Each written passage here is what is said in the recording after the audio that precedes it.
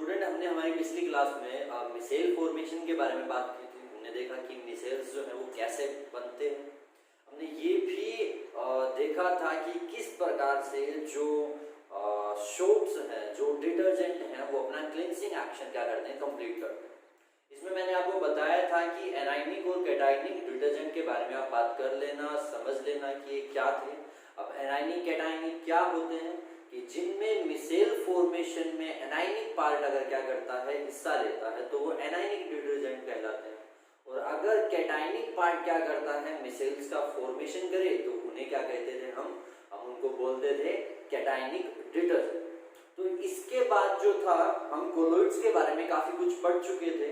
अब जो है वो हमारे पास टॉपिक है प्रिपरेशन ऑफ कोलोइड, कि कोलोइड्स को हम बना कैसे सकते हैं। तो काफी सारे मेथड होंगे, मैं आपको बता दूं पहले ही, मैं आपको सिर्फ ये मेथड्स बताऊंगा। इनकी जो लैंग्वेज है आप खुद लिखोगे, जो भी आप समझोगे उससे। तो अपनी नोटबुक को आप खुद कंप्लीट करना। मैं आपको जितने भी मेथड्स हैं ये समझा रहा हूँ, और ये कैसे हम क्या कर सकते हैं, कोलोइड्स को प्रिपेयर कर सकते हैं। तो हमारा जो टॉपिक है वो है preparation of colloidal particles.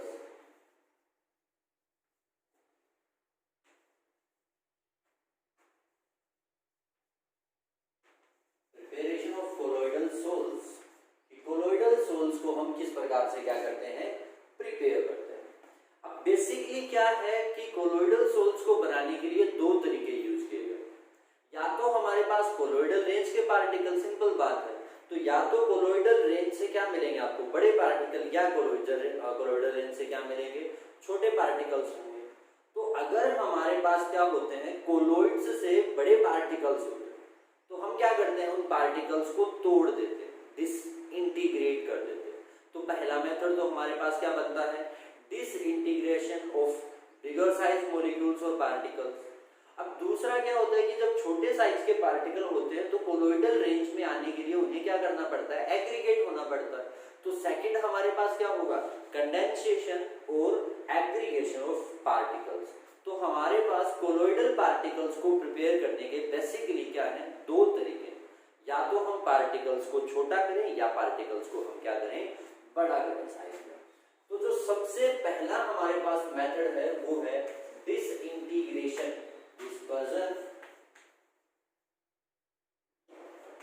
dispersion और disintegration method।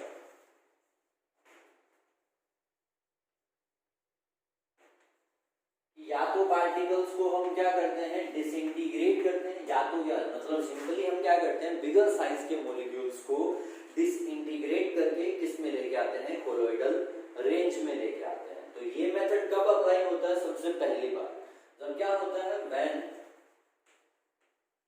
पार्टिकल्स आपके पास किस साइज के होते हैं, बिगर साइज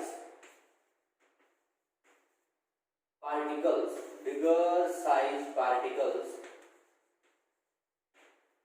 आर कन्वर्टेड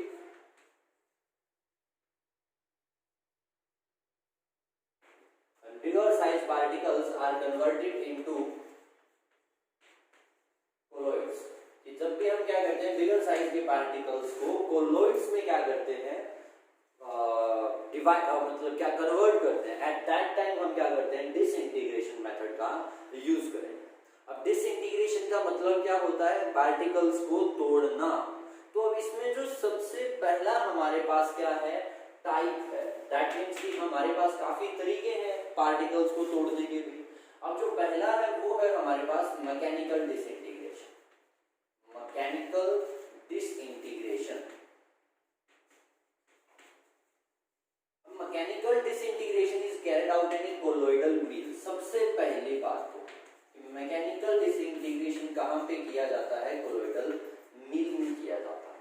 अब ये क्या है, मैकेनिकल डिसइंटीग्रेशन का मतलब क्या है कि मैकेनिक्स का यूज करके, मशीन्स का यूज करके हमें क्या करना है, कि पार्टिकल्स को छोटे साइज में तोड़ना है। अब घरों में आपने देखा होगा कि चक्की होती है, उसमें क्या होते हैं, दो सिंपल से पार्ट लगे होते हैं पत्थर के। हम उसमें ऊपर से क्या करते हैं, गेहूं को डालते हैं, और साइड से आपको क्या मिलता है, जो आटा है वो मिल जाता है। तो क्यों, क्योंकि आप क्या करते हो, एक को तो फिक्स करते हो और दूसरे प्लेटफॉर्म को हम क्या करते हैं, रोटेट करते हैं। तो बीच में जो साइड साइज होता है जिसमें साइज जो है वो हम क्या करते हैं, गेहूं से छोटा कम कर देते हैं। तो अब जब भी गेहूं के पार्टिकल्स, गेहूं जो है वो जब वहां आएगा और हम इसको रोटेट करेंगे तो वो क्या होगा, इसमें पिस जाएगा। अब ये क्या था, बड़े साइज के पार्टिकल थे, दैट मीन्स गेहूं जो था, और किस में कन्वर्ट हो गया, स्मॉल साइज में, दैट मीन्स किसमें, गेहूं में कन्वर्ट हो गया। सेम ही किसमें होता है, जो घरों में चक्की है वैसे ही क्या होती है, हमारे पास एक कोलोइडल मिल भी होती है। इसमें क्या होता है वो देखो आप, कोलोइडल मिल जो है वो क्या है, एक प्रकार की, इस प्रकार की मशीन है जिसमें एक स्टील की प्लेट ऊपर की तरफ होती है और एक स्टील की प्लेट क्या होती है, नीचे की तरफ। दोनों क्या है, स्टील की प्लेट्स होती हैं। इन दोनों को हम एक्सल से क्या करते हैं, कनेक्ट करके रखते हैं। दोनों को हम क्या करते हैं, एक्सल से जोड़ के रखते हैं कुछ इस प्रकार से। इनके बीच में क्या होता है, गैप, और वो गैप क्या होता है, एडजस्टेबल। क्या होता है, एडजस्टेबल। मतलब मैं क्या कर सकता हूँ, इन कोलोइड्स की जो क्या, ये जो क्या है, स्टील की जो प्लेट्स हैं हमारे पास, दोनों क्या होती है, ऊपर और नीचे दो स्टील की प्लेट होती है। यहाँ पर दो एक्सल लगे होते हैं जो इनको रोटेट करते हैं।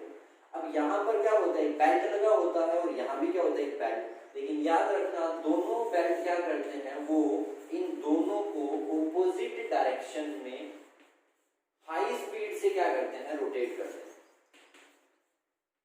ऑलमोस्ट 7000 आरपीएम के हिसाब से, मतलब 1 मिनट के अंदर वो क्या करता है, 7000 के करीब क्या करते हैं, ऑपोजिट डायरेक्शन में रोटेशन लेते हैं, कंप्लीट करते हैं। तो क्या है कि दोनों ऑपोजिट डायरेक्शन में रोटेट होते हैं, हाई स्पीड पे रोटेट किया जाता है इनको, और दोनों में क्या होता है, एक्शन जो है वो, एक जो है वो अगर यू रोटेट करेगा तो दूसरा यू रोटेट, मतलब ये कुछ इस प्रकार से होने वाला था काम। तो बीच में जो गैप होता है, इनको हम क्या कर सकते हैं, जिस हिसाब से, जितने साइज के मुझे कोलोइडल पार्टिकल चाहिए किसी भी चीज के, किसी भी सल्फाइड या ऑक्साइड के, तो हम उनको क्या करते हैं, एडजस्ट कर सकते हैं। उस साइज में हम ला करके उनको कम ज्यादा करके छोड़ सकते हैं। अब जब भी ऊपर से हम क्या करते हैं, जो हमारे पास सब्सटेंस है जिसको हमें किस में कन्वर्ट करना है, कोलोइडल रेंज में कन्वर्ट करना है, हम उसको रखते हैं। कोलोइडल मील को क्या करते हैं, स्टार्ट करते हैं। और जब कोलोइडल मील क्या होता है, रोटेट होता है, इसके जो डिस्क हैं, जो प्लेट्स हैं, वो जब रोटेट होती है तो क्या होता है, जो बड़े साइज के पार्टिकल हैं वो कोलोइडल रेंज में, एडजस्टेबल जो रेंज थी, जो हमने खुद एडजस्ट की थी, उस रेंज के अंदर क्या हो जाते हैं, डिसइंटीग्रेट हो जाते हैं। तो इस पूरे सिस्टम को कहा जाता है मैकेनिकल डिसइंटीग्रेशन। और ये जो मशीन हम यूज करते हैं, इसको नाम दिया जाता है किसका, कोलोइडल मील का।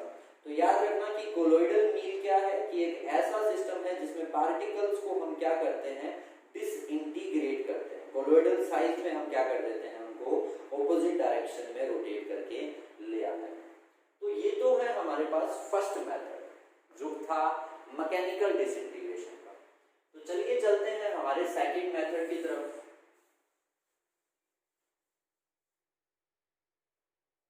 जो सेकंड है वो है हमारे पास इलेक्ट्रो डिसइंटीग्रेशन। नाम ही बता रहा है, इलेक्ट्रिसिटी का यूज करके हमें क्या करना है, डिसइंटीग्रेशन करना है। अब ये बड़े साइज के पार्टिकल्स की बात हो रही थी, क्यों, क्योंकि हम क्या पढ़ रहे हैं, डिसइंटीग्रेशन मेथड के बारे में बात कर रहे हैं, ठीक है ना। और डिसइंटीग्रेशन मेथड में क्या होगा, पार्टिकल्स को कोलोइडल रेंज में तोड़ के लाया जाएगा। अब इलेक्ट्रो डिसइंटीग्रेशन, सबसे पहली बात तो गोल्ड, प्लैटिनम एंड जो सिल्वर है, कुछ ऐसे सब्सटेंस के लिए क्या किया जाता है, इनको यूज किया जाता है। सबसे पहले बात, electro disintegration is used to converting the colloids of the substance like the gold, platinum and silver. अब ये पूरा फंडा है क्या, इलेक्ट्रो डिसइंटीग्रेशन काम कैसे करता है, तो चलिए देखिए। अब इसमें होगा क्या कि आपके पास एक कंटेनर है जिसमें आपने बाहर क्या कर रखा है, बिल्कुल ठंडा पानी, आइस जो है वो भर रखी है। अंदर फिर से क्या है, एक आपने कंटेनर दे रखा है जिसकी वॉल्स क्या है, conducting walls, sorry insulating wall, note, हाँ कंडक्टिंग वॉल्स। तो क्या है कि आपने इसमें किसी इलेक्ट्रोलाइट को रखा, या मान लो कि आपने वाटर ही क्या कर दिया, इसमें फिलअप कर दिया, और दो क्या कर इलेक्ट्रोड्स, एक ये वाली और एक ये वाली, दो इलेक्ट्रोड्स ले ली। और जिस भी, जैसे कि मान लो आपको गोल्ड को क्या करना है, कोलोइडल पार्टिकल्स में तोड़ना है। गोल्ड के पार्टिकल्स क्या होते हैं, साइज में बड़े होते हैं। कोलोइडल रेंज में लाने के लिए आप क्या करते हो, इन गोल्ड को यहाँ पे एडजस्ट कर देते हो। ये क्या है आपके पास, ये जो है ये क्या है, हीटर, इलेक्ट्रिक आर्क्स इनको कहा जाता है। क्या बोलते हैं इनको, इलेक्ट्रिक आर्क, ठीक है ना। इलेक्ट्रिक आर्क क्या है, पहले ये देख लीजिए आप। आपने देखा होगा कि हम क्या करते हैं, पानी को गर्म करने वाली एक रोड लेके आते हैं, दैट्स इलेक्ट्रिक आर्क। क्यों, क्योंकि वो क्या करता है, वो इलेक्ट्रिसिटी को डायरेक्टली हीट में क्या करता है, कन्वर्ट करता है, because they provide high resistance. वो हाई रेजिस्टेंस प्रोवाइड करवा करके सिस्टम को क्या करते हैं, वहां पे हीट देते हैं। और इतनी ज्यादा हीट देते हैं कि पानी के क्या बन सकते हैं, वेपर भी बन सकते हैं। लेकिन इस बार तो मैंने ये किया ही नहीं, मैंने दो इलेक्ट्रोड्स ली है, मैंने उनको बैटरी से, इलेक्ट्रिसिटी से क्या किया है, कनेक्ट किया है। फिर मैंने दो इलेक्ट्रिक आर्क लिए हैं और उनके पास में किसको, मैंने गोल्ड को रखा है, उनके बीच में क्या रखा है, गोल्ड। इसका मतलब जब इलेक्ट्रिक सिटी को अप्लाई किया जाएगा तो क्या होगा कि पूरा जो इलेक्ट्रिक आर्क है वो हीट प्रोड्यूस करेगा। वो पूरा हीट किसको, गोल्ड को दिया जाएगा। तो इतनी ज्यादा हीट होगी कि गोल्ड के वहां पे क्या बनने शुरू हो जाएंगे, वेपर्स बनना शुरू हो जाएंगे। और जब भी वो वेपर बनेंगे तो बाहर से तो क्या था, आइस था, जिसके कारण ये पानी ऑलमोस्ट क्या हो चुका है, ठंडा हो चुका है। जैसे वो वेपर बनेंगे वो क्या हो जाएंगे, कंडेंस हो जाएंगे, वहीं पर क्या हो जाएंगे, रुक जाएंगे। दैट मीन्स वो पार्टिकल जो गोल्ड था वो पहले बड़े साइज का था, लेकिन वेपर तो क्या बनेंगे, स्मॉल साइज के बनेंगे। और अगर मैं उनके वेपर्स को कंडेंस कर देता हूँ, कंडेंस का मतलब सॉलिडिफाई कर देता हूँ, वेपर्स को जमा देता हूँ, तो आपको जो वेपर मिलेंगे वो किस रेंज में मिलेंगे, कोलोइडल रेंज के अंदर। ऐसा ही आप सिल्वर और प्लैटिनम के लिए भी यूज कर सकते हो। तो क्या है जो आपके पास ये था, इलेक्ट्रो डिसइंटीग्रेशन है, ये कैसे किया जाता है। इसमें आपके पास बाहर क्या होता है, बहुत ठंडा पानी होता है, या फिर आइस को आप रख लेते हो जो आपको कूलेंट की तरह काम करेगा। आप इलेक्ट्रिक आर्क्स का यूज करेंगे। इलेक्ट्रिक आर्क्स क्या करेंगे, एक्सट्रीमली हाई हीटिंग इफेक्ट को क्रिएट करेंगे। और ये इतना ज्यादा हीटिंग इफेक्ट, इनके मेल्टिंग पॉइंट से भी ज्यादा हीट दिखाएंगे। तो ये क्या होंगे, डायरेक्टली किसमें कन्वर्ट होंगे, जो मेटल्स हैं वो वेपर। जैसे ही वेपर बनेंगे, बाहर जो ठंडा पानी है वो उनको क्या कर देगा, जमा देगा उन्हीं वेपर्स को वहीं पे, तो वो किस में आ जाएंगे, कोलोइडल रेंज के अंदर। तो ये दो मेथड हैं स्टूडेंट्स हमारे पास किसके, mechanical disintegration and electro disintegration. As I told you, you have to write the language your own in your notebook, okay. तो आप इनको खुद जो है वो अपनी लैंग्वेज में लिख लेना। काम इजी है, पार्टिकल्स को तोड़ना है, इलेक्ट्रो डिसइंटीग्रेशन में इलेक्ट्रिक आर्क की मदद से हीट करके, और इसमें कोलोइडल मील की हेल्प से पार्टिकल्स को डिसइंटीग्रेट करते हैं। तो ये तो है हमारे पास दो मेथड। तो मोस्ट इंपॉर्टेंट जो है वो हमारे पास आने वाला है थर्ड, दैट्स कॉल्ड पेप्टाइजेशन। तो चलिए हम पेप्टाइजेशन पे चलते हैं और देखते हैं कि वो क्या है।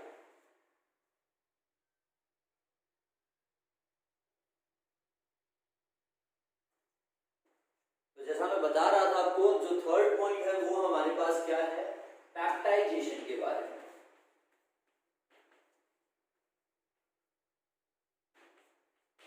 ध्यान से देखना, पेप्टाइजेशन क्या होता है, पेप्टाइजिंग एजेंट किनको कहते हैं। तो सिंपल फंडा है ये भी। क्या है कि मान लो आपके पास क्या कि एक टाइप ऑफ इलेक्ट्रोलाइटिक पार्टिकल है, आप जिसको किस में कन्वर्ट करना चाहते हो, कोलोइडल रेंज में। दोबारा सुनो मैंने क्या कहा, मान लो आपके पास क्या है, कोई एक ऐसा सब्सटेंस है जिसको आप क्या किस में कन्वर्ट करना चाहते हो, कोलोइडल पार्टिकल के अंदर। लेकिन वो जो सब्सटेंस है वो आपके पास क्या है, एक प्रेसिपिटेट है, सबसे इंपॉर्टेंट बात। और ऐसा प्रेसिपिटेट है जिसको आपने अभी अभी क्या किया है, बनाया है। दैट मीन्स मान लो आपके पास क्या था, एक फ्रेशली प्रेसिपिटेट था। अब प्रेसिपिटेट कैसे बनते हैं आप जानते हो, 10th क्लास में आपने प्रेसिपिटेशन रिएक्शन के बारे में पढ़ा था। अब प्रेसिपिटेट क्या होते हैं कि जब भी मान लो आप कोई रिएक्शन करवा रहे हो, एट दैट टाइम अगर आपको व्हाइट कलर के कुछ सब्सटेंस आपको यहाँ पर जमा हुआ मिलते हैं तो दीज आर कॉल्ड प्रेसिपिटेट्स। ये क्या थे? प्रेसिपिटेट्स। एक रिएक्शन भी थी कैल्शियम हाइड्रोक्साइड वाली, कैल्शियम कैल्शियम क्लोराइड और एल्युमिनियम हाइड्रोक्साइड की रिएक्शन थी शायद वो। तो जब भी क्या होते हैं प्रेसिपिटेट्स का फॉर्मेशन होता है, कुछ बिल्कुल ताजा ताजा बने हुए आपके पास क्या थे? प्रेसिपिटेट। तो बड़े बड़े साइज के अंदर होते हैं। अब अगर आप उसी प्रेसिपिटेट को किस में कन्वर्ट करना चाहते हो? एक कोलोइडल पार्टिकल के अंदर, एक कोलोइडल रेंज के कोलोइडल सोल के अंदर कन्वर्ट करना चाहते हो, तो अब इस प्रोसेस को नाम किसका दिया जाता है? पेप्टाइजेशन का। लेकिन ये इतना इजीली नहीं होगा, क्योंकि अगर मान लो किसी प्रेसिपिटेट को सिंपली अगर किसमें कन्वर्ट कर दिया जाए, किसी कोलोइडल सोल के अंदर, तो ये तो बड़ा बड़ा ही इसमें कन्वर्ट हो जाना था, कोलोइडल सोल का फॉर्मेशन कर लेना था। मतलब इतना इजी तो नहीं होने वाला। तो पेप्टाइजेशन में क्या होता है कि आपके पास एक फ्रेश प्रेसिपिटेट होता है जिसको आपने अभी भी बनाया, और आप उस फ्रेश प्रेसिपिटेट के अंदर क्या कर देते हो? कोई एक small amount of electrolyte add कर देते हो। स्मॉल अमाउंट ऑफ क्या कर देते हो? आप एक इलेक्ट्रोलाइट ऐड करते हो। तो ये जैसे ही आप इलेक्ट्रोलाइट को उसमें ऐड करोगे, इलेक्ट्रोलाइट सूटेबल होना चाहिए हर एक रिएक्शन के लिए, हर एक टाइप के प्रेसिपिटेट के लिए एक डिफरेंट टाइप ऑफ इलेक्ट्रोलाइट की रिक्वायरमेंट होती है। तो मैं कह रहा था कि आपके पास अगर एक पीपीटी है, आप उस पीपीटी में अगर क्या करते हो, वो अगर क्या करते हो, देखो इलेक्ट्रोलाइट में ऐड करते हो, तो वो उस पीपीटी को क्या कर देता है? कोलोइड सोल में कन्वर्ट कर देता है। कोलोइडल सोल्स का क्या कर देता है? फॉर्मेशन कर देता है। और इसी प्रोसेस को नाम दिया जाता है किसका? पेप्टाइजेशन का। और जो आप इलेक्ट्रोलाइट ऐड करते हो इसको कहा जाता है पेप्टाइजिंग एजेंट। इसको नाम दिया जाता है किसका? पेप्टाइजिंग एजेंट का। तो दोबारा समझो क्या है। आपने अभी अभी एक प्रेसिपिटेट बनाया, एक पीपीटी बनाया, पार्टिकल्स बड़े साइज के अंदर थे। आप क्या करते हो? उस पीपीटी को एक शूटेबल इलेक्ट्रोलाइट में रख देते हो। वो इलेक्ट्रोलाइट क्या करता है? वो इलेक्ट्रोलाइट उसको कोलोइडल सोल में कन्वर्ट कर देता है, और इसी प्रोसेस को नाम किसका दिया जाता है? पेप्टाइजेशन का। फ्रेशली प्रेसिपिटेट जो बनते हैं उनको कोलोइड्स में कन्वर्ट करने की शूटेबल इलेक्ट्रोलाइट ऐड करके जो प्रोसेस है, इसको नाम दिया गया है किसका? पेप्टाइजेशन का। अब बात यह है कि पेप्टाइजेशन क्यों होता है। आपको एक एग्जांपल लेकर के बता दो। मान लो आपके पास क्या है? Ferric hydroxide. अब FeOH3 के जो पीपीटी बनते हैं ये कोलोइडल साइज से क्या होते हैं? बड़े होते हैं। आपने इसमें अगर क्या कर दिया? Small amount of ferric chloride डाल दिया, तो वो फेरिक क्लोराइड क्या है? पेप्टाइजिंग एजेंट है। और ये फेरिक क्लोराइड फेरिक हाइड्रोक्साइड को क्या करेगा?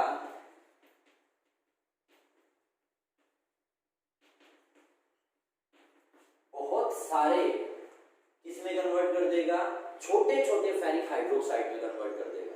दैट मींस एक बड़े साइज का पीपीटी था, बहुत सारा हमारे पास क्या था? प्रेसिपिटेट था।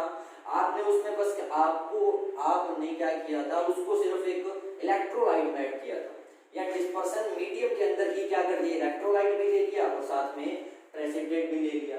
तो डिस्पर्सन मीडियम के साथ तो सोल बन जाएगा, अगेन इसके साथ क्या बनेगा? कोलोइडल पार्टिकल बन जाएगा। डिस्पर्सन मीडियम में जब आप इनको डिसोल्व करते हो तो ये क्या करता है? फेरिक हाइड्रोक्साइड को स्मॉल मॉलिक्यूल्स में, स्मॉल क्या करेगा? सब्सटेंस में, पार्टिकल्स में कन्वर्ट कर देगा, जो किस रेंज में पाए जाएंगे? आपको कोलोइडल रेंज के अंदर मिलते हैं। और ऐसा क्यों हुआ वो हम देख लेते हैं। दैट मींस जो सेकंड हमारे पास पॉइंट होगा वो क्या है? Cause of peptization. कि पेप्टाइजेशन होता क्यों? सिंपल बात, फेरिक हाइड्रोक्साइड किस प्रकार का पीपीटी है? Ionic. Is that clear? Ferric chloride क्या है? Electrolyte. That means it is also ionic. Is that clear? तो क्या होता है कि जैसे ही आप शूटेबल इलेक्ट्रोलाइट को ऐड करते हो डिस्पर्सन मीडियम में, वो सबसे पहले क्या होता है? आयोनाइज होता है।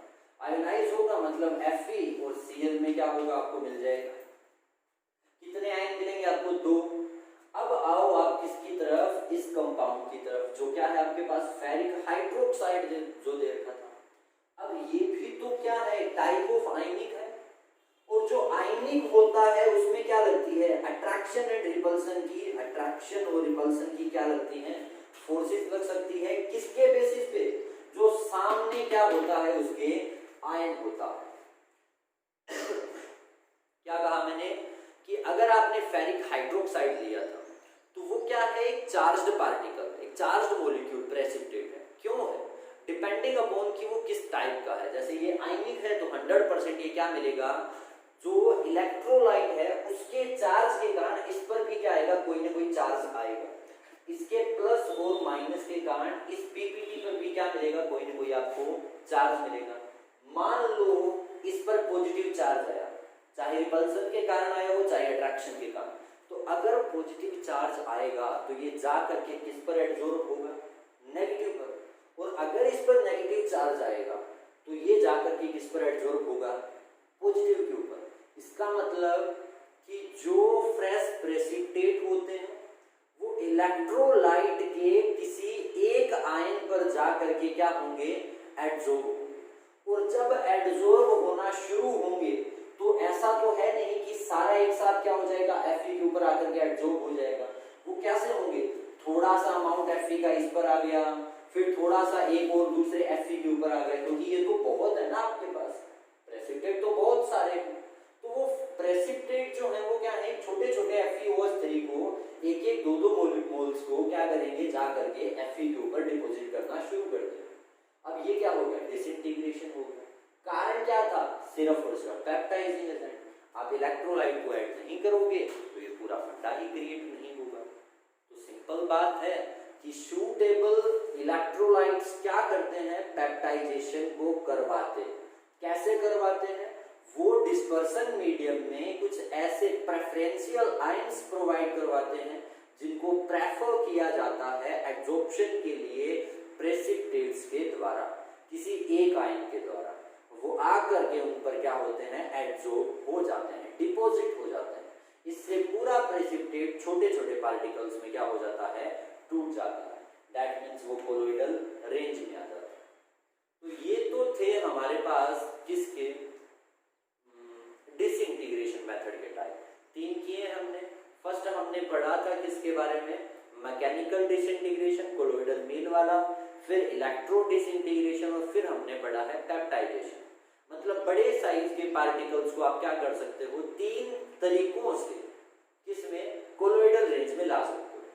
तो अभी हमारे पास जो नेक्स्ट है वो है कि अगर मान लो छोटे साइज के पार्टिकल, तो हम इनको किस प्रकार से क्या करेंगे, कोलोइडल रेंज में लेके आएंगे। दैट मीन्स एग्रीगेशन मेथड के बारे में बात करते हैं। चलिए चलते हैं।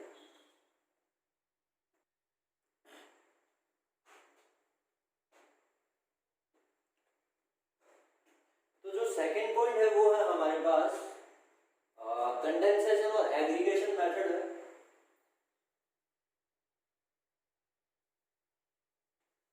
वैसे मैं बता चुका हूं कि कंडेंसेशन एंड एग्रीगेशन मेथड में क्या हुआ, जो है स्मॉल साइज के हमारे पास क्या होंगे, पार्टिकल्स होंगे, और हम उनको किस में कन्वर्ट करेंगे, कोलोइडल रेंज के अंदर।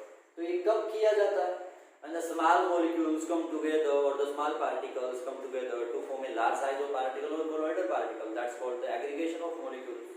तो ये एग्रीगेशन होता है जब छोटे छोटे पार्टिकल्स क्या होते हैं, एक दूसरे के पास में आते हैं। अच्छा ये तो चलो ठीक है, समझ गए। हम ना इसके टाइप्स के बारे में अगर बात करें तो वो सही है।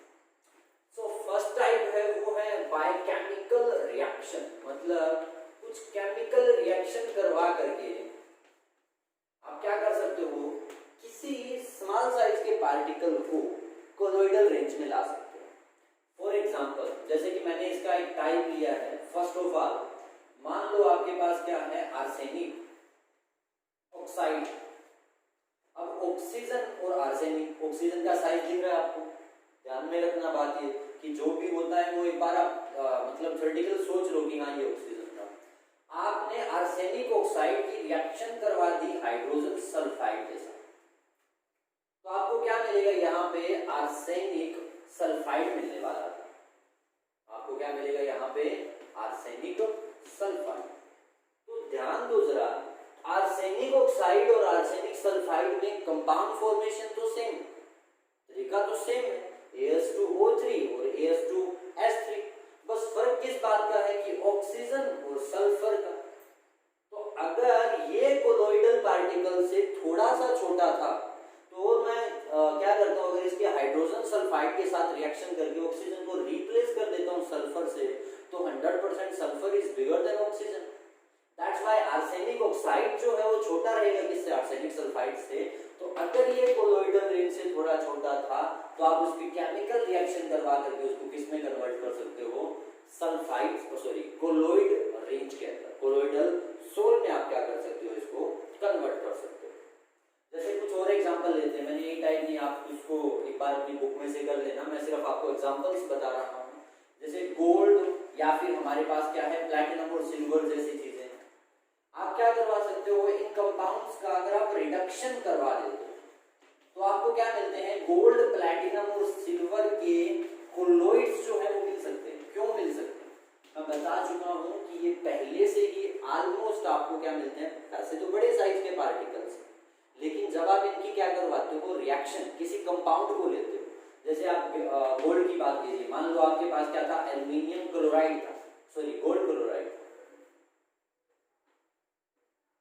AuCl2 दे रखा था आपके पास, ठीक है ना।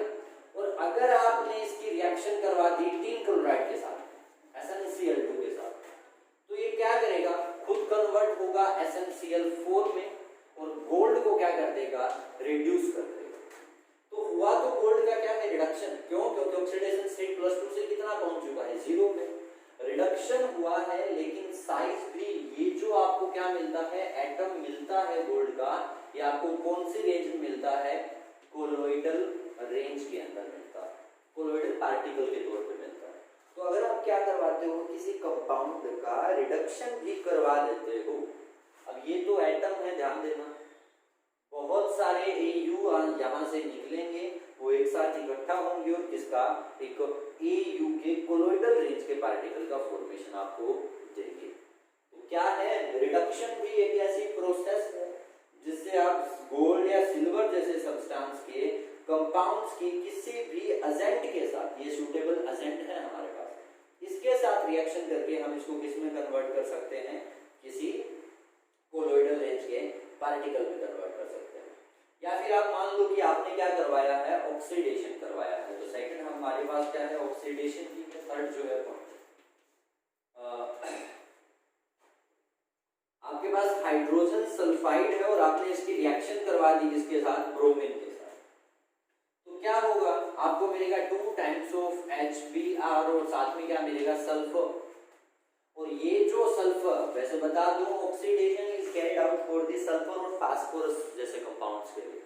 ये जो रिएक्शन है ये सल्फर और फास्फोरस जैसे कंपाउंड्स के लिए करवाई जाती है, उनके कोलोइडल सोल्स को ऑब्टेन करने के लिए करवाई जाती है।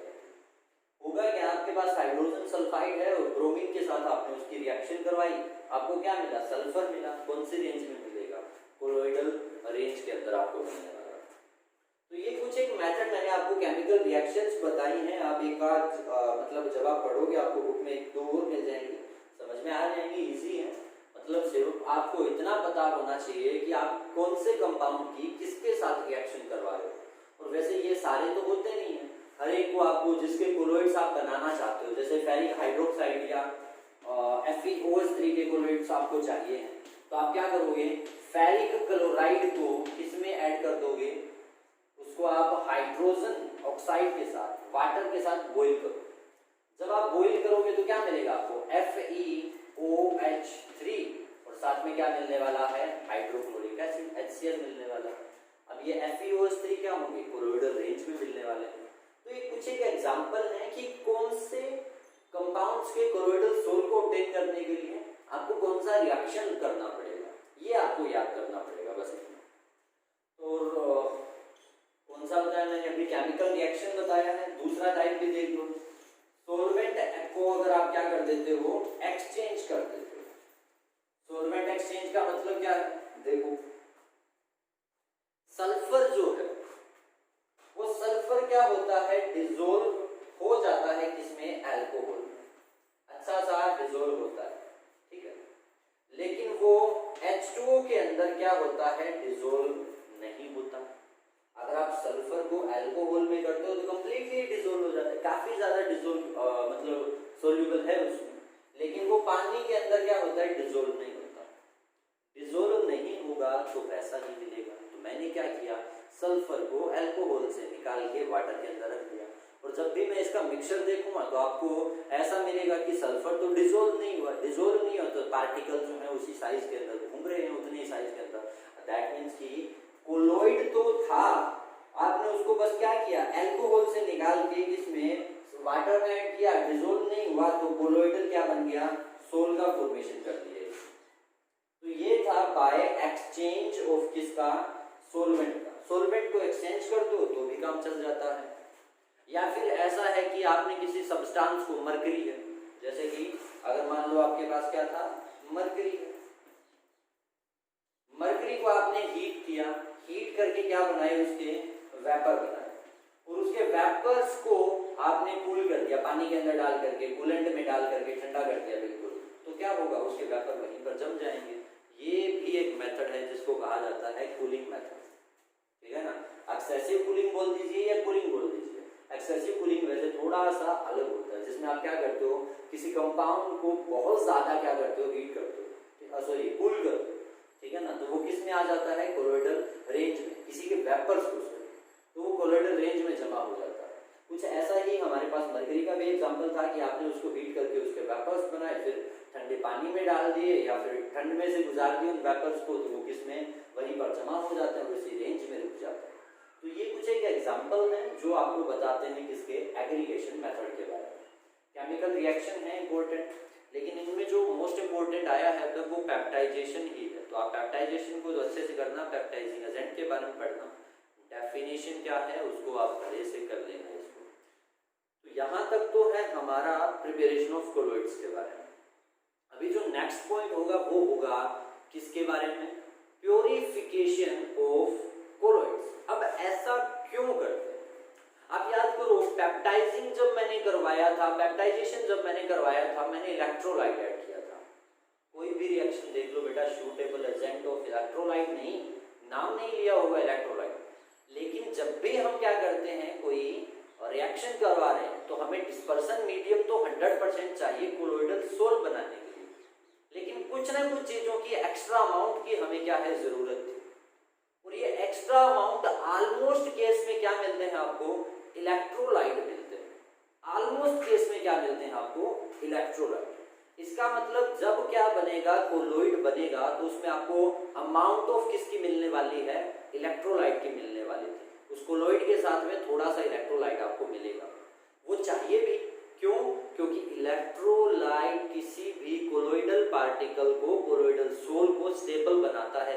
याद रखना ये बात, इलेक्ट्रोलाइट के कारण ही तो वो बने थे।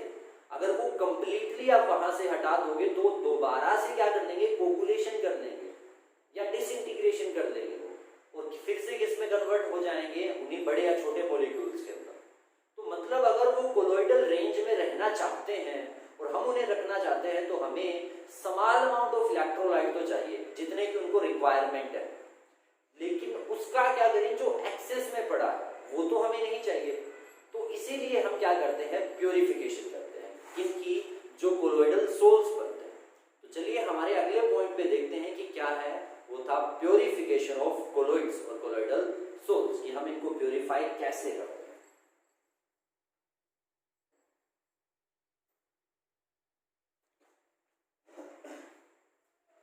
मैं आपको बता रहा था प्योरिफिकेशन ऑफ कोलोइडल सोल्स के बारे में। जैसे मैं बता चुका हूं ये क्या है, प्योरिफिकेशन का मतलब क्या होता है, प्योरीफाई क्यों करना है। प्योरिफिकेशन का मतलब क्या है कि जो एक्सेस अमाउंट ऑफ इलेक्ट्रोलाइट है उसको रिक्वायर्ड लेवल पे जितने की जरूरत है उतने तक लेकर के आना, बाकी को हटाना क्या कहलाता है, प्योरिफिकेशन कहलाता है। तो क्या करना होता है प्योरिफिकेशन में, जो एक्सेस अमाउंट ऑफ किसकी है, इलेक्ट्रोलाइट की, उसको हटाना क्या होता है, प्योरीफाई करना होता है। अब इसके हमारे पास बहुत सारे तरीके होंगे, लेकिन एक बात बता दूं मैं पहले ही, हमारे पास क्या है, इलेक्ट्रोलाइट। तो याद रखना इलेक्ट्रोलाइट जितने भी होते हैं ये कोलोइड्स नहीं, ये क्या होते हैं, क्रिस्टलोइड्स रेंज के अंदर आते हैं। ये तो इम्पोर्टेंट है क्योंकि जब तक ये नहीं समझ पाओगे इसके प्योरिफिकेशन का जो फर्स्ट टाइप आएगा डायलिसिस, आप उसको नहीं समझ पाओगे। तो दोबारा बता दूं मैं, इलेक्ट्रोलाइट जो हम ऐड करते हैं उतने की ज़्यादा की हमें ज़रूरत नहीं होती। स्मॉल अमाउंट तो हमें फिर भी चाहिए। क्यों? क्योंकि स्मॉल अमाउंट से वो स्टेबल रहता है। तो आपको जो ज़्यादा अमाउंट है उसको हटाना है, रिमूव करना है, और उसी प्रोसेस को नाम दिया जाता है किसका, प्योरिफिकेशन का। और प्योरिफिकेशन में फर्स्ट जो मेथड आएगा वो है आपके पास डायलिसिस के बारे में। अब डायलिसिस क्या है? डायलिसिस आपने शायद पढ़ी होगी 10th क्लास के अंदर, जिसमें हमने पढ़ा था ब्लड डायलिसिस के अंदर कि किडनी अगर किसी की खराब हो जाती है तो ब्लड का डायलिसिस करवाया जाता है, ब्लड को प्योरीफाई किया जाता है। जो अमाउंट ऑफ एक्स्ट्रा वेस्टेज होती है, किडनी जब काम नहीं करती तो बाहर से एक ह्यूमन मेड क्या होती है, सिंथेटिक किडनी का एक यूज किया जाता है, डायलाइजर जिसको बोलते थे, और उसकी हेल्प से हम क्या करते हैं, उसको प्योरीफाई करते हैं ब्लड को। सेम जो किडनी का प्रोसेस, जो किसका प्रोसेस था, वहां पे जो डायलाइजर हमने यूज किया था वो यहीं से लिया गया था, वो डायलिसिस से ही लिया गया। तो डायलिसिस क्या होती है? डायलिसिस का मतलब है कि पर्चमेंट मेम्ब्रेन या किसी एनिमल मेम्ब्रेन का या किसी सिंथेटिक मेम्ब्रेन का यूज करके आप क्या करते हो, किसी कोलोइडल सोल के पूरे सॉल्यूशन को फिल्टर करते हो, किसी कोलोइडल सोल के पूरे सॉल्यूशन को फिल्टर करते हो, जिससे क्या होगा, इलेक्ट्रोलाइट उसमें से पास हो जाएगा लेकिन कोलोइडल पार्टिकल्स नहीं हो पाएंगे। क्यों? क्योंकि इलेक्ट्रोलाइट क्या होता है, क्रिस्टलोइड होता है, और जितने भी क्रिस्टलोइड होते हैं ये क्या होते हैं, सेमी परमिएबल मेम्ब्रेन में से क्या होते हैं, क्लियरली पास हो सकते हैं, लेकिन कोलोइड्स को पास नहीं होने देते। तो इसका मतलब क्या है, डायलिसिस एक ऐसा फिल्ट्रेशन प्रोसेस है जिसमें आप क्या करते हो, किसी एनिमल या फिल्टर पेपर का यूज करते हो और उसमें से उस कोलोइडल सॉल्यूशन को पास करवाते हो, और ऐसा जब होगा तो उससे जो पार्टिकल्स होंगे इलेक्ट्रोलाइट के, जो क्रिस्टलोइड हैं, वो तो उसमें से पास हो जाएंगे और पीछे आपके पास क्या बच जाएगा, कोलोइड्स बच जाएगा। लेकिन फिल्टर पेपर ने पूरा इलेक्ट्रोलाइट रिमूव नहीं किया। जो कोलोइड के पास में चिपका हुआ इलेक्ट्रोलाइट था, एड्सॉर्ब्ड था उस पर, वो आप नहीं हटा सकते। आप खुद सोच लो ये बात, पानी है आपके पास, कोई चीज है, मिट्टी थी, आपने छाना, तो ऐसा थोड़ी है मिट्टी सूख जाएगी छानते ही, बिल्कुल स्मॉल अमाउंट ऑफ वाटर तो उसमें रहेगा, वहां भी आप क्या कर सकते हो, एक्सेस को वहां से क्या कर सकते हो, रिमूव कर सकते हो। वही ये भी था। अब डायलिसिस जिस सिस्टम के द्वारा, जिस अपरेटस के द्वारा करवाया जाता है उसको नाम दिया जाता है किसका, डायलाइजर का। और डायलाइजर जो है वो कैसे बना होता है मैं आपको ये बता देता हूँ। हमारे पास क्या होता है, या तो सेलोफेन, सेलोफेन क्या है, एक सिंथेटिक पेपर है, सेमी परमेबल मेम्ब्रेन है, जो फिल्टर पेपर से ही बनाया जाता है, ठीक है। तो समान अमाउंट क्या करते हैं, उसमें हम चीजों को ऐड करते हैं जो आपको शायद बता दी जाएगी, अभी आएगा कभी इसके अंदर, अल्ट्रा फिल्ट्रेशन में है शायद ये।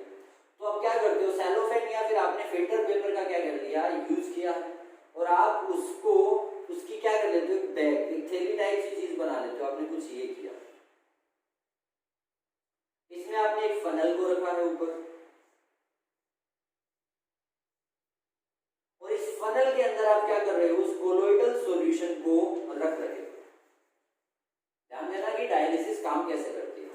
आपने क्या किया है, उस फिल्टर पेपर का या सेलोफेन का या फिल्टर पेपर या पर्चमेंट मेम्ब्रेन का, पर्चमेंट मेम्ब्रेन लिखा है, उसका यूज करके एक बैग टाइप की चीज बनाई है।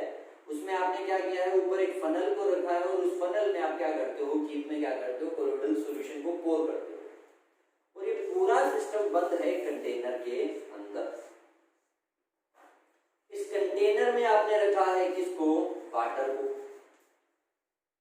और ऊपर से आप क्या कर रहे हो, प्योर वाटर साथ के साथ सप्लाई भी कर रहे हो, और यहां से उस वाटर को जाने भी दे रहे हो, मतलब वहां से पानी आ रहा है, यहां से निकल रहा है, कुछ ऐसा सिस्टम था। अब क्या है वो देखो जरा।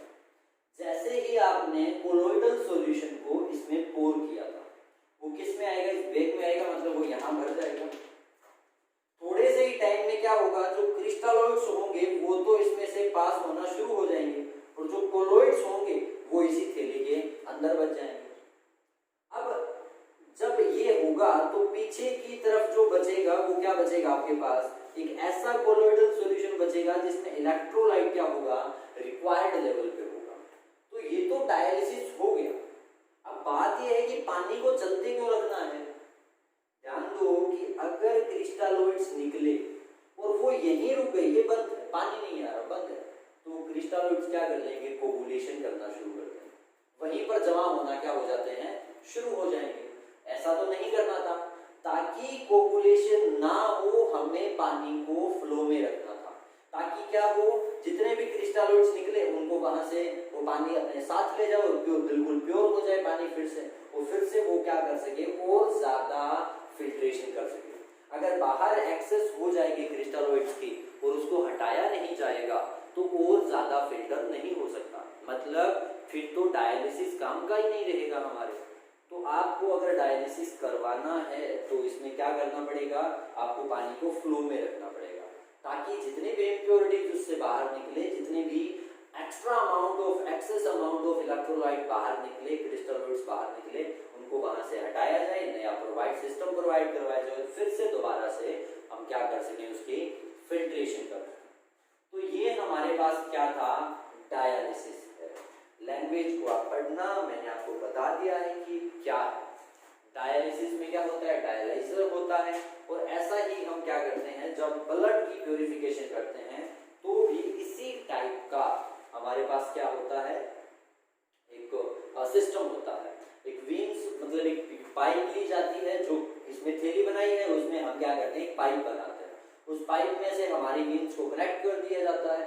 जो ब्लड हमारी बॉडी में होता है वो इसमें से हो करके, कुछ इस प्रकार की वो पाइपें होती है पूरी बनी हुई, इनमें से जब हो करके पास होगा, इसमें लिक्विड भरा होता है, वो लिक्विड क्या करता है, जो यूरिया, जो वेस्टेज होता है ब्लड में, उसको बाहर रख लेता है। और क्या होगा, ब्लड जब इतनी बार इसमें से पास होगा तो यहाँ तक जाते जाते वो बिल्कुल प्योरीफाई हो चुका होता है, फिर बॉडी के अंदर जाएगा, एंटर करेगा, एंटर होकर के वापस आएगा, फिर से इन पाइप्स में से घूमेगा। ये पाइप्स क्या होती है, सेलोफेन्स की बनी होती है या किसी मेम्ब्रेन की बनी होती है, जो क्या करते हैं, ब्लड को प्योरीफाई करते हैं।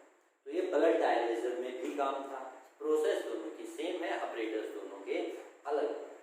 तो ये था बच्चों हमारे पास किसके बारे में, डायलिसिस के बारे में। तो अभी जो सेकंड है हमारे पास वो है ultra filtration and ultra centrifugation. मैं दोनों को यूं ही बता देता हूं आपको, आप इनको थोड़ा सा ध्यान से मतलब एक बार पढ़ लेना। चलो मैं फिल्ट्रेशन तो करवा ही देता हूं आपको, अल्ट्रा फिल्ट्रेशन तो जो सेकंड है ना वो है हमारे पास क्या, अल्ट्रा फिल्ट्रेशन के बारे में।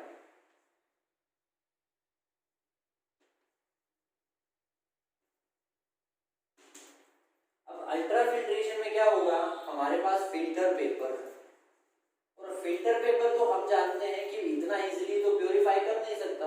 क्रिस्टलोइड्स भी पास हो सकते हैं, कुछ क्या कोलोइड्स भी उसमें से पास हो सकते हैं, इसका मतलब फिल्टर पेपर काम में नहीं आता। हम उस फिल्टर पेपर को उठाते हैं और 4% क्या करते हैं, नाइट्रोसेल्यूलोज का एक सॉल्यूशन देते हैं। क्या होगा आपके पास, 4% नाइट्रोसेल्यूलोज का एक सॉल्यूशन होगा, और आप इसको किस में रखोगे, इथर के अंदर डिप करोगे, बस इतना सा काम। आपने 4% नाइट्रोसेल्यूलोज को इथर में मिला करके घोल करके रखा है, एक घोल सा बना करके रखा है। उस सॉल्यूशन में आप किसको डुबो दोगे, फिल्टर पेपर को। अब क्या होगा कि फिल्टर पेपर के जो पोर्स हैं, जिनका साइज क्या था, पहले बड़ा था, वो नाइट्रोसेल्यूलोज का सॉल्यूशन इसके पोर्स में आकर के क्या हो जाएगा, जमा हो जाएगा, और फिल्टर पेपर को क्या बना देगा, थोड़ा सा, पहली बात तो हार्ड बना देगा, कठोर सा हो जाएगा, और इसके पोर्स का जो साइज है वो भी क्या हो जाएगा, डिक्रीज हो जाएगा। तो अब क्या था, पहले जो फिल्ट्रेशन हो रहा था वो सारा अमाउंट निकाल रहा था उसमें से, लेकिन अब क्या होगा, कोलोइड्स नहीं जाएंगे, तो कोलोइड्स के साथ में जो अमाउंट ऑफ इलेक्ट्रोलाइट है वो भी क्या होगा, उसमें से नहीं जाएगा। तो ये तो एक बढ़िया तरीका बन गया कि फिल्टर पेपर को बस हार्ड करना था, इसमें डुबो करके पोर्स का साइज छोटा हो जाएगा, रिड्यूस हो जाएगा और इससे फिल्ट्रेशन की टेंडेंसी काफी ज्यादा बढ़ जाएगी और आपको क्या मिल जाएगा, जो कोलोइडल सॉल्यूशन है वो स्टेबल मिल जाएगा, पूरा अमाउंट उसमें से क्या हुआ है, रिमूव नहीं हुआ। अच्छा, जो थर्ड पॉइंट होगा वो है हमारे पास किसके बारे में, सेंट्रीफ्यूगेशन के बारे में। अल्ट्रा सेंट्रीफ्यूगेशन इजी सा पार्ट है। सेंट्रीफ्यूगेशन में क्या है कि कोई भी आप सॉल्यूशन ले लीजिए जो क्या है